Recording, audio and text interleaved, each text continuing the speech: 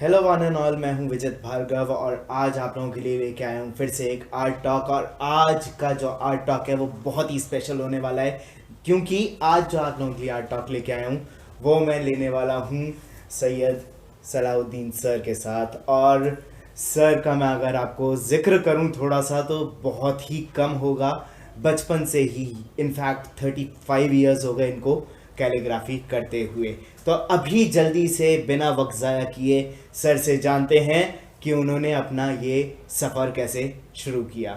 अस्सलाम वालेकुम सर, कैसे हैं? मैं ठीक हूँ आपकी दुआ से। सर तो सर हमारे को और हमारे व्यूवर्स को प्लीज़ बताइए, मैं तो सच्ची में बहुत ज़्यादा एक्साइटेड हूँ ये जानने के लिए कि सर आपका ये जो एक बचपन से आपने मेरे को बताया 35 ईयर्स हो गए आपको कैलीग्राफी करते हुए, तो कैसे ये आपका स्टार्ट हुआ, थोड़ा सा उसके बारे में बताइए। देखिए, ऐसा था कि जब मैं पढ़ाई के मामले में ज़रा नाकारा किस्म का था।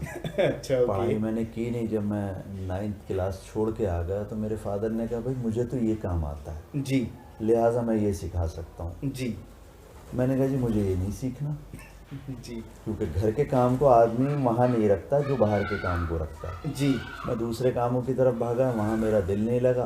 तो फिर बात घूम फिर के फादर के पास आई। जी। तो बोले, भाई मुझे ये काम आता है, लिहाजा ये सीख लीजिए आप। तो मैंने बड़ी बददिली से उस टाइम ही सीखा। ओके, मतलब सर ये बता रहे हैं कि 9th क्लास के बाद जो है उन्होंने बहुत ज़्यादा सोचा कि करना चाहिए नहीं करना चाहिए, लेकिन उसके बाद भी काम सीखने की। लेकिन मैंने अभी जो इनका काम देखा है, सीरियसली बता रहा हूँ, थोड़ी देर बाद आप लोगों को भी देखने को मिलेगा। सच्ची में इतना बढ़िया काम है कि मैं खुद इनको बोल रहा हूँ कि प्लीज़ मुझे चेला बना लो, मुझे भी थोड़ा सा कैलीग्राफी वर्क सिखा दो। जी सर। तो अब फादर ने कहा कि भाई देखो, अब मुझे ये आता है, ये सीख लीजिए। मैंने खैर उनके कहने पे जी सीखना शुरू किया। मगर मुझे अच्छी तरह याद है कि मैंने बड़े भाई साहब से एक दिन जाके कहा कि अब्बू को मना करो, मुझे ये नहीं सीखना। ओह। मगर आज मुझे ये एहसास होता है, आज जबकि आप विजित जी आप मेरे साथ हैं, या जो लोग भी मेरा इंटरव्यू लेने आते हैं, जी तो आज मैं उस पल को कोसता हूँ कि शायद अगर ये फ़ैसला सही तरीके से नहीं लिया होता जी तो आज आप मेरे पास नहीं होते। क्योंकि फ़न के ही माध्यम से, फ़न के ही ज़रिए से आप मुझे ढूंढते हुए आए। जी और मैं अपने वालिद का, सैयद मंजूरुद्दीन साहब का बड़ा शुक्रगुज़ार हूँ, ऊपर वाले का बड़ा शुक्रगुज़ार हूँ कि उसने मुझे इस फ़न से नवाजा। तो विजित जी, हुआ ये कि मैंने काम सीखना शुरू कर दिया बाकायदगी से। जी और आज मैं अपने वालिद मोहतरम जो मेरे उस्ताद भी हैं, सैयद मंजूरुद्दीन साहब, जी उनका शुक्रिया अदा करता हूँ और अल्लाह का शुक्र अदा करता हूँ कि वो मुझे एक ऐसा फ़न सिखा गए जी। जिसकी वजह से लोग मेरी बड़ी इज्जत करते हैं। अरे वाह, क्या बात है। तो सर ने अपने ही खुद के पिताजी से, अपने फादर से ही, और उनको गुरु भी मानते हैं, और उन्होंने जो अपनी कलाकारी है, कलमकारी जिसे हम बोल सकते हैं, कैलीग्राफी, वो अपने फादर से ही ली। चलिए आगे जानते हैं सर से। जी सर। तो असल में होता ऐसा था कि जब शागिर्द सीखना शुरू करता है तो बड़ा मुश्किल मरहला होता है, जिसको हम बोलते हैं मशाक़ी जी। प्रैक्टिस। ओके। वो ये होता था कि एक लफ्ज़ लिख के दे दिया, लाइक अलिफ लिख के दे दिया, बे लिख के दे दिया, ते लिख के दे दिया। तो वो ये होता था कि पूरी सुबह से लेके दोपहर और दोपहर से लेके शाम तक एक ही लफ्ज़ को लिखते रहेंगे। और ये सिलसिला पूरे दिन का नहीं होता था, महीनों का होता था। ओ, मतलब ABCD जी। आपको सिर्फ जो अभी सर ने बताया, अलिफ और बेते। बे ते। मैं भी अपने बचपन में थोड़ी सी उर्दू सीखता था, मैं खुद भी एक स्कूल में था, तो वहाँ पे उर्दू सिखाते थे, तो मेरे को थोड़ा सा उसका आइडिया है। तो आप सोच के देखिए कि एक लफ्ज़, जैसे आपको ए लिखना सिखा रहे हैं, तो ए लिखना पूरे महीने, और सिर्फ ए ही लिखना है, तो उसके लिए कितनी प्रैक्टिस, कितनी पेशेंस की ज़रूरत होगी। रियली हेड्स ऑफ सर कि आपने वो पेशेंसली किया, क्योंकि मैं उतनी ज़्यादा पेशेंसली शायद नहीं कर सकता था। जी सर। और उसमें ये होता था कि उस्ताद जब अपने शागिर्द को सिखाता है तो फिर जी। मरहला आता है कि उसको इंट्रोड्यूस कैसे किया जाए। ओके। तो उसमें ये होता था कि जैसे लाइक कि उनके पास एक किताब आई 200 सफ़े की, तो उन्होंने बीच बीच में 10 सफ़े कहीं पे, 20 सफ़े कहीं पे, 50 सफ़े कहीं पे अपने आर्टिस्ट को इंट्रोड्यूस कर दिया। जी और जो बहुत ज़्यादा नज़र का पारखी होता था वो तो पहचान लिया करता था। जी और जो नहीं पहचान पाता था, तो इस तरह ये होता था, अगर मान लीजिए किसी पार्टी से ये कहा जाए कि ये आपकी किताब हम अपने शागिर्द से लिखवाएंगे, तो वो ये कहता था कि नहीं साहब, हम तो आपसे लिखवाने हैं, जी हम शागिर्द से क्यों लिखवाएंगे। जी तो इस तरह शागिर्द को इंट्रोड्यूस किया जाता था। बिल्कुल। मगर हम आज जब पीछे मुड़ के देखते हैं तो पता ये चलता है कि जो उन्होंने हमको सिखाया जी उसकी बिना पे, और जो बोलने के तरीक़े सिखाए, उसूल और ज़वाबित, क्योंकि उर्दू की बात है, उर्दू के जी हवाले से उन्होंने हमें इतना कुछ सिखाया, बोलने की तहज़ीब, बोलने का ढंग, के लफ्ज़ों को कैसे बोलना है, क्या करना है। जी तो वो सब सफ़र तय करते करते हमारा वक्त ये आ गया कि हम यहाँ पे आ गए। आज बिल्कुल आप हैं हमारे पास। सर, और लेकिन मैंने जिस तरीके से आपकी कलमकारी देखी है, सीरियसली मैं सच्ची में फ़ैन हो गया हूँ। और कभी कभार मेरे को भी ऐसा लगता है मेरे को अपनी राइटिंग सुधारनी चाहिए, क्योंकि सबको पता है, जितने मेरे को जानते हैं, कि मेरी बहुत गंदी राइटिंग है। So seriously sir. नहीं, असल में क्या है कि पहले एक वक्त ये गुजरा है, जो पुराने वक्त में अगर पीछे मुड़ के देखेंगे तो जी। खुशखती सीखना जो है वो अनिवार्य था, हाँ जी। कंपलसरी था कि आपको सीखना है। ये ज़रूरी नहीं कि आप कैलीग्राफी करेंगे तो आपको आए। बिल्कुल आप अगर आज के नज़रिए से भी देख लें तो आप ये देख लें कि बहुत सारे लोग ऐसा लिखते हैं कि वो खुद ही पढ़ पाते हैं, बिल्कुल। और बहुत से लोग ऐसा लिखते हैं कि आपकी समझ में भले ही वो ज़बान ना आए, मगर आप कहेंगे साहब मेरी नज़रों को बड़ी ठंडक मिल रही है। जी तो वो जो सब काम था, जो हमारे वालिद ने हमारे साथ मेहनतें की, जी हमारे साथ मशक्क़त की, थोड़ी हमारी भी मेहनत थी, हम ये नहीं कहते कि साहब हमने किया, तो मगर आज जब पीछे मुड़ के देखते हैं तो पता ये चलता है कि साहब उन्होंने हमें क्या सिखा दिया, बिल्कुल। क्या दे गए वो हमें। जी एक मामूली से इंसान को उन्होंने कलमकार बना दिया। ये वाह। कलम जो है सरकंडे की कलम होती है ये, और हमने अपने वालिद से ही बनानी सीखी। एक ज़माने में तो तख्ती ये पे- जो कलम है, आजकल की भाषा में अगर मैं आप लोगों को बताऊं तो बैम्बू स्टिक, आजकल आप इसको बैम्बू स्टिक के नाम से जानते हैं। जी। और सर जो है ये अपने हाथों से बनाते हैं। और मैं चाहूँगा अभी सर से थोड़ी देर के बाद कि सर हमारे को इससे कुछ लिख के भी दिखाएं। और सर थोड़ा सा मैं इससे आगे आपसे को लेके चलना चाहूँगा। जो हमारी ये बैम्बू स्टिक है, ये अगर आप डिप करते हैं जैसे, तो कितनी देर तक कितने अल्फाज लिख देगी? देखिए, अप्रॉक्सीमेटली ऐसा होता है कि जब आप इसको डिप करते हैं जी दवात में, तो आप ये मान के चलिए 3 से 4 लफ्ज़ जो हैं वो आप लिख पाएंगे। मतलब ये है कि अगर आप इसी से अगर कोई पेंटिंग भी बनाना चाहें जी। तो आप इससे कम से कम नहीं तो 3 से 4 लाइंस आप इजीली खींच सकते हैं। तो इस कलम के अंदर जो इंक है बार बार आपको लेनी पड़ती है, लेकिन जिसने इससे काम करना सीख लिया, सर से अभी थोड़ी देर पहले थोड़ी सी बात भी हुई थी, तो सर यही बता रहे थे कि जिसने इस कलम से काम करना सीख लिया तो उसने पेशेंस, लाइफ के अंदर पेशेंस सीख ली। तो कोशिश हम ये भी करेंगे सर से कि सर हमारे को ये बनाना भी सिखाएं और साथ साथ जो है हमारे को थोड़ा सा चलाना भी सिखाएं। जी सर। देखिए, ऐसा है कि कलम जो है वो अपने आप में बड़ी अहम चीज़ है, जी और कलम की धार को तलवार की धार के बराबर रखा जाता है। जी और आप ये समझिए कि हमारे जो बुज़ुर्ग गुजरे हैं, जो भी, मैं अपनी बात नहीं कर रहा, जी आप ये देखिए कि चाहे वो रामायण हो, श्री भगवत गीता हो, कुरान शरीफ हो, बाइबल की प्रीफेसिस हो, जी आज तो बहुत टेक्नोलॉजी आ गई कि बार बार कलम को उठा के दवात में डिप करना और लिखना। और इस सब अमल में ये होता था कि जब आप बार बार डिप करके लिखते थे तो इस तरह दिन भर में ये 2 सफ़हात लिख पाते थे। ये आप देखा है। आप बिलीव नहीं करेंगे, आपको मैं अभी थोड़ा सा जूम करके दिखा रहा हूँ। और ये सर ने, सर मैं ले सकता हूँ? बिल्कुल। Thank you so much. Sir ने ये कलम से लिखा है, आप इमेजिन कर सकते हैं। और यहाँ पे आपको अभी लाइंस नहीं नज़र आएंगी, मेरे को तो पेंसिल की लाइंस भी आ रही हैं। लिटरली मैंने जिस टाइम ये चीज़ देखी थी तो मैंने सर को एक ही चीज़ बोली थी, सर प्रिंट लग रहा है, लिखा हुआ नहीं। तो कैलीग्राफी की जो सबसे बड़ी एक ताकत है वो यही है कि आपको इतना ज़्यादा माहिर बना देती है किसी चीज़ के अंदर कि वो प्रिंट है या लिखा हुआ है वो आप पहचान नहीं पाएंगे। जी सर। देखिए, इसमें बड़े सब्र व तहम्मुल की ज़रूरत होती है। अब आप ये सोचिए कि अगर हमने दिन में 2 सफ़े लिखे, जी और हमने मान लीजिए 20 साल पहले या 30 साल पहले चले जाते हैं, जी।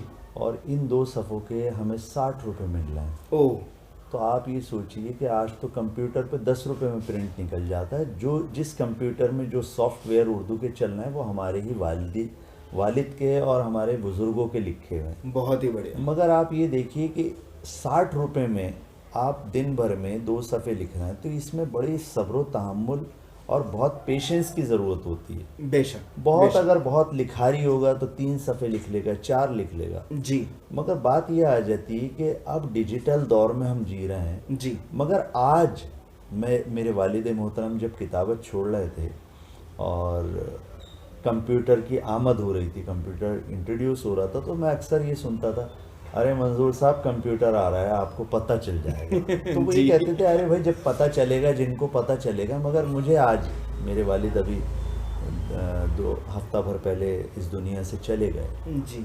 और हमें सच्ची में अफसोस है कि मैं उनसे मिल नहीं पाया। टू बी वेरी फ्रैंक, मैं सच्ची में अगर मेरी मतलब एक तरीके बदकिस्मती समझिए कि मैं उनसे मिल नहीं पाया, लेकिन एक बार मैं उनसे मिलना ज़रूर चाहता था। तो और मेरा अपना मानना ये है कि जिन लोगों ने भी उनके बारे में सुना तो उन्होंने कहा कैलीग्राफी का एक दौर ख़त्म हो गया उनके जाने से, क्योंकि उन्होंने एक ऐसे बड़े बड़े काम किए कि हम जब एज आ शागिर्द, एज आ बेटा मुड़ के देखते हैं तो हमें बड़ा गर्व होता है, अरे हमारे वालिद ने ये किए। और मुझे इस बात पे गर्व होता है कि वो मुझे इस काबिल कर गए कि आज मैं आपके सामने आपसे मुखातिब हो रहा हूँ अपने फ़न के माध्यम से। जो उन्होंने मुझे सिखाया वो मेरी नालायकी थी कि मैं मना कर रहा था, मगर आज मैं सोचता हूँ कि दुनिया के लोग अगर मुझे देखते हैं या पसंद करते हैं या मेरे काम को सराहते हैं जी, तो वो इस फ़न की वजह से सराहते हैं। बेशक सर, बेशक। जी सर, तो मैं आपको थोड़ा सा आगे लेके चलना चाहूँगा और मैं आपको ये पूछना चाहूँगा कि सर की कोई स्पेशल इंक होती है इसके लिए जो आप अपनी कलम से जो लिखते हैं, या नॉर्मल इंक भी यूज़ कर देखिए सकते ऐसा हैं? होता है, जो बिगनर्स होते हैं उनके जी। लिए तो हम ये कैमलिन की फाउंटेन पेन की इंक होती है, इसका फ्लो जो है बहुत अच्छा होता है, मतलब ओके। फ्लो बहुत पानी की तरह चलता है। जी जो हमारी कैलीग्राफी की इंक होती है वो अलग अलग लोग अपने अपने तरीके से यूज़ करते हैं। जैसे मैं कैमल 99 यूज़ करता हूँ, जी। वो बहुत हैवी होती है। हम वो ओके। बिगिनर को अगर दे देंगे तो वो जब कलम डिप करेगा तो वो जहाँ टिकेगा वहाँ से आगे बढ़ेगा ही नहीं, क्योंकि इतनी हैवी सूख चलती है, जाएगी वो। सूख जाएगी वो। ओके। तो अभी हमारा मानना ये है कि जो बिगिनर्स हैं जी वो अगर इससे कैलीग्राफी, मैं विजित जी के माध्यम से एक मैसेज ये ज़रूर देना चाहता हूँ जी कि हम कितनी तरक्की कर लें, कितना हम सोशल मीडिया के माध्यम से आगे बढ़ जाएं, जी मगर ज़रा सा अगर 50 साल पहले या 100 साल पहले पीछे मुड़ के जाएंगे तो आपको ये पता चलेगा कि एक वक्त था जब तख्ती लिखी जाती थी स्कूल में। जी। शायद जो व्यूवर्स मेरे सुन रहे हों, देख रहे हों, वो इस बात को समझें कि उस तख्ती को मुल्तानी से पोता जाता था। माएँ बहनें वो मुल्तानी से पोत दिया करती थी और बच्चा अगर गीली भी होती थी तो स्कूल जाते जाते वो सूख जाती थी। स्कूल में मास्टर लाइनें लगा के और उस पर सब कुछ दे दिया करता था। बस्ते जो हैं बड़े हल्के होते थे जी क्योंकि बहुत सारी कॉपियाँ नहीं होती थी, सारा काम तख्ती पे होता था। जी। तो मैं सर को 1 मिनट बस रोकना चाहूँगा, सॉरी सर। तख्ती जो अभी सर ने बोली है, मैं आजकल क्यों हमारी जनरेशन, हमारी मतलब हमारी एक जनरेशन जो है उसके अंदर कॉपीज़ आ गई थी, पेपर्स आ चुके थे। और जैसे कि हम लोग इको फ्रेंडली बात करते हैं आजकल, बहुत सारी चीज़ें हम लोग इको फ्रेंडली को लेके करते हैं। तो उसके अंदर क्या होता था, एक इतनी बड़ी ना लकड़ी की एक प्लेट होती थी, ठीक है, ऐसे करके एक रेक्टेंगल प्लेट होती थी, और मुल्तानी मिट्टी आजकल सबने लगाई हुई है। गर्मियों के अंदर जब किसी को रैशेज हो जाते हैं या कुछ हो जाता है ना, तो मुल्तानी मिट्टी हम लोग लगाते हैं। तो वो ही मुल्तानी मिट्टी का लेप बना के और उसके ऊपर ऐसे करके ना स्प्रेड कर देते थे। और स्प्रेड कैसे करते थे ये पता है? जैसे हम कलर को ब्रश से ऐसे ऐसे करते हैं ना, वो लोग ब्रश से नहीं करते थे। वो लोग क्या करते थे, सिर्फ हाथ पे यहाँ पे वो लेके लेप और ऐसे करके पूरा लेप लगा देते थे। ओके। और उसके बाद वो जब सूख जाती थी, स्कूल जैसे सर ने अभी बताया कि वो स्कूल जाते जाते जब सूख जाती थी, तो उसके ऊपर ये ही जो कलम है, सर ले सकता हूँ ना? बिल्कुल बिल्कुल। तो ये कलम जो होती थी इसी तरीके से बनती थी। अभी मैं बताऊंगा कि कैसे बनती है। एक दिन में बनानी नहीं आती, और छोटे बच्चे ये कलम नहीं बनाएंगे क्योंकि इसके अंदर कटर का यूज़ होता है, हाथ कटने का डर रहता है। तो प्लीज़ जितने भी पेरेंट्स हैं वो ये कलम को खुद बना के फिर बच्चों को देंगे। Okay, good. और इसको बार बार इंक में ऐसे डिप करते थे और जैसे हम ABCD लिखते हैं ना वैसे ही इससे लिखते थे। तो ये बच्चों के लिए है, बड़ों के लिए सर बताएंगे, मैंने अभी बस बच्चों के लिए बताया। ओके चलिए आगे चलते हैं जी सर। देखिए ऐसा है, इस कलम के लिए ये है कि हम जिन लोगों को भी देते हैं जी उनसे ख़ास इंस्ट्रक्शंस ये बना के देते हैं कि भाई हमने बना दिए, ये जो इसका चेहरा है जी ये इसके बाजू हैं, ये आप देख रहे हैं कि ये स्ट्रेट है, ये इंग्लिश लिखने के लिए है। ओके बट मैं इससे इंग्लिश, रशियन, जर्मन, इटालियन कोई भी ज़बान आप मुझे देंगे मैं वाह। लिख दूंगा। वाह उर्दू के पॉइंट ऑफ व्यू से इधर से हम ज़रा सा स्लांट कर लेते हैं उसको, ओके वो उर्दू वाले बन जाता है, और जब इधर से हम स्लांट कर देंगे इसको तो ये हिंदी लिखेगा। ओके बट इसमें आप ऐसे भी लिख सकते हैं, जिसको जैसी महारत होती है, हमें तो है क्योंकि जी। हमारा तजर्बा है।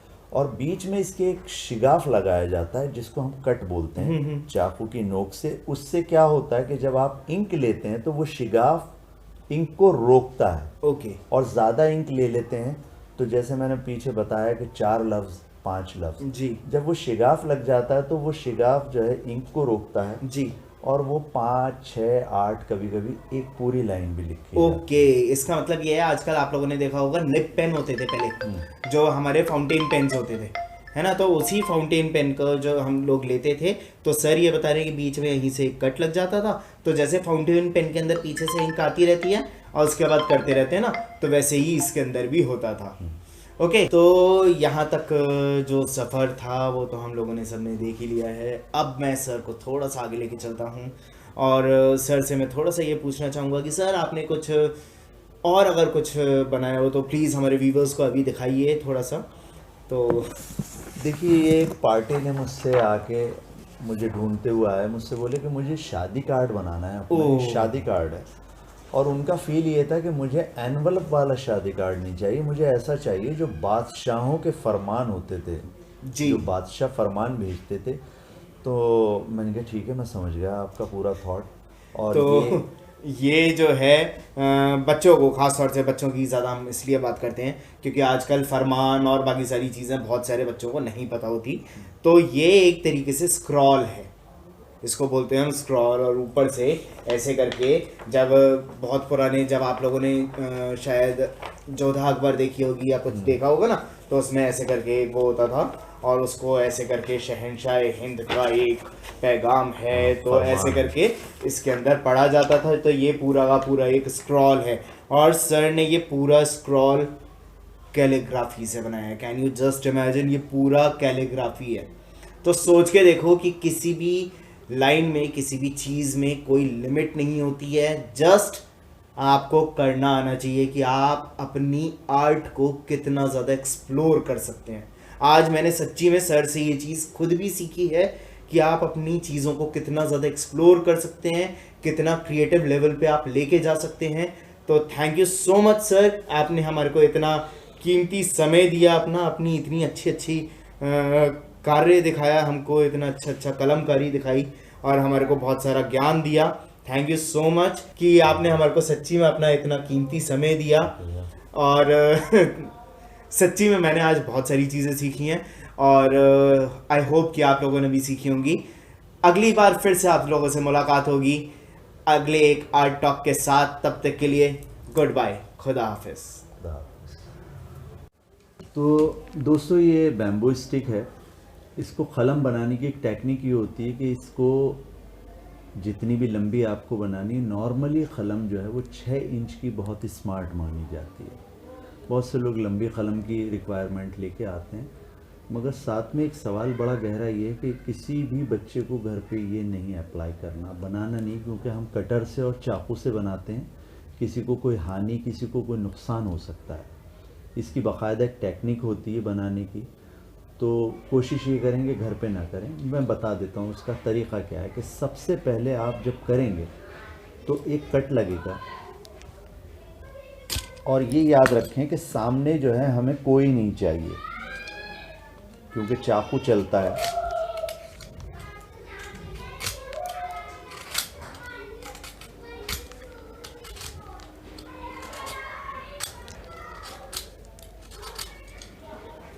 ये हम यहाँ से जो कलम का शेप है ये दे लेते हैं पूरा। ये फिर इस तरह निकल आती है।